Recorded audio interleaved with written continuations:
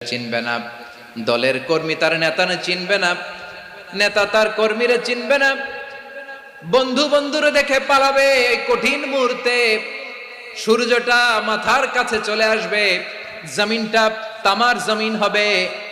আজকের জমিনের মতো নয়। মানুষ ঘর্মাক্ত, ক্লান্ত, শ্রান্ত মাথার মগজগুলো কানের ছিদ্র আর নাকের ছিদ্র দিয়ে বেয়ে বেয়ে পড়বে। বিশ্বনবী ফরমান, ময়দানে 7 শ্রেণীর ব্যক্তিকে রব্বুল আলামিন তার আরশের নিচে ছায়া দিবেন।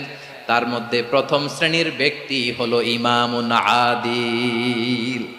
ইমামুন আদিল, ন্যায়পরায়ণ শাসক,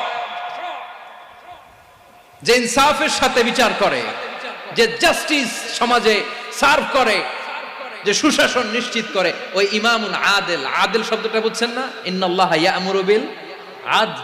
পাইছেন? আদিল। 7 শ্রেণীর ব্যক্তিকে আল্লাহ